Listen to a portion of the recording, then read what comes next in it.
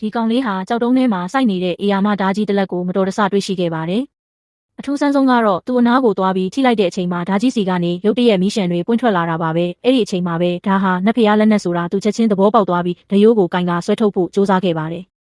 သူအားနဲ့ဆွဲထုတ်လိုက်တဲ့အခါနတ်ဖျားဓာကြီးကျွတ်ထွက်လာရုံတင်မကပဲကြောက်တုံးကြီးပါအပိုင်းပိုင်းအစအနကြေမွသွားခဲ့ပါတယ်။အဲ့ဒီနောက်မှာတော့သူဟာအဲ့ဒီနတ်ဖျားဓာကြောင့်နံပါတ်1ဖြစ်လာခဲ့ပါတယ်။ဒီကောင်လေးကသတင်းကောင်းပြောဖို့အိမ်ကိုအပြေးလွှားပြန်လာတဲ့အချိန်မှာပဲသူ့အမအနိုင်ကျင့်ခံနေရတာကိုမြင်လိုက်ရပါတယ်။နင်ကတကယ်ပဲကွယ်ရာကနေချောင်းတိုက်ရဲတယ်ပေါ့အတုံးမကြတဲ့ကောင်။သားသက်ဓာတလက်နဲ့တိုက်ခိုက်နိုင်မယ်ထင်နေတာလား။နင်လူတယောက်မှမတက်ဘူးမလားငါကသားသက်သမားလို့ပြောပြီးပြီပဲဟုတ်တာပေါ့ငါဝက်တက်တာပဲတက်တယ်လူမိသားစုမှာတကယ်ပဲလူမကြံတော့ဘူးလားသားသက်သမားတယောက်ကိုဒီကိုလွှတ်လိုက်တယ်ပေါ့နင်ဒီကိုတေးဖို့လာတာလားခြုံဖုံးအခုချက်ချင်းအောက်ကိုဆင်းခဲ့စမ်းနဲ့အမေကနှစ်ပေါင်း20ဆောင်ခဲ့ရတာအခုမှနင့်ကိုပြန်တွေ့တာမို့လို့နင်ကိုအန်ရရဲပြစ်သွန်တာကိုငါမကြည့်ရဘူးနင်ကအမိန်ကိုဖီဆန်ရဲတယ်ပေါ့ပြီးတော့အဲ့ဒီကောင်ကိုအတိအမှတ်ပြုနေတော့မဲလားလူချံဖုံးနင့်အမေကအမှန်တိုင်းပြောလိုက်ရုံနဲ့နင်ကရုတ်တရက်လူမိသားစုဝင်ဖြစ်သွားပြီလို့မထင်နဲ့ဦးနင်ကအတုံးမကျတဲ့သားသက်သမားတစ်ယောက်ပဲအခုချက်ချင်းစင်းခဲ့တိတ်ခါမချနဲ့တော့ငါကလူမိသားစုဝင်လို့ဘယ်တော့မှမပြောခဲ့ဘူးငါအမေနဲ့ကျင်းမိသားစုအတွက်တိုက်ခိုက်နေတာပေါ့ဒါဆိုဒီသားသက်သမားကလူမိသားစုရဲ့သခင်လေးပေါ့လူကျန်းရှန်မင်းကလည်းနာမည်ကြီးသားသမားတစ်ယောက်ပဲလေငါမှသာသူ့လိုဒန်ဒီယန်တန်းရှင်မရှိတဲ့သားတစ်ယောက်ရှိရင်ငွေကလေးကတက်ပစ်လိုက်ပြီးဟာလူမိသားစုပြတ်သုံးသွားတာမဆန်းပါဘူးဒီလိုရှုံးသမားကြောင့်ပျက်စီးသွားတာပဲမဟုတ်လားစွမ်းပေါင်ငါမင်းကိုစိတ်ပြက်စေခဲ့ပြီးထွက်သွားတော့မြန်သွားခြုံဖုံးနင်းအမတောင်းခံထားနိုင်သေးတယ်သွားတော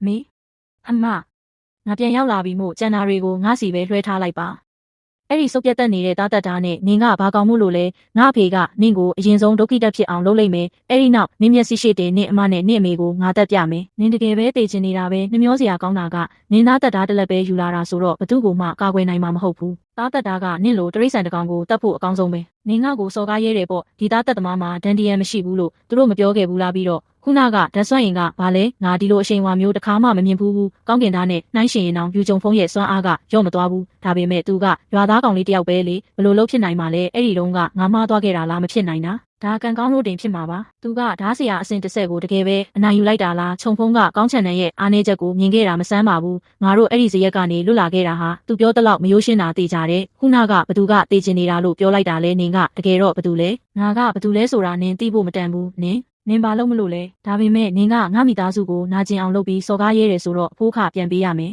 အနားမတိုးလာနဲ့ငါကကောင်းမိသားစုရဲ့တခင်လေးငါရဲ့အကြီးဆုံးဦးလေးကဘသူလဲဆိုတာနင်သိလားရောင်ရန်ဒါအစင်သတ်မှတ်ချက်မှာအစင်ရှိတဲ့သူကျင့်ကြံရာကနေထွက်လာတော့မှဒါအစင်ရှိပဲရှိတာလားသိပ်ပြီးအထင်ကြီးစရာမရှိလာပါဘူးနင်ဦးလေးကနံပါတ်1ဖြစ်နေရင်တော့နင်ကိုကာကွယ်နိုင်မှာမဟုတ်ဘူးဘသူကကောင်းမိသားစုကလူကိုနာကျင်အောင်လုပ်ရဲတာလဲဘသူကကောင်းမိသားစုကလူကိုနာကျင်အောင်လုပ်ရဲတာလဲအဖေအကြီးဆုံးဦးလေးရောက်လာပြီးငါတို့လွတ်ပြီးအကိုမင်းနောက်ဆုံးတော့ရောက်လာပြီးပဲဒီတိုင်းဆိုင်တဲ့ကောင်ကငါအသက်ကိုနှုတ်တော့မလို့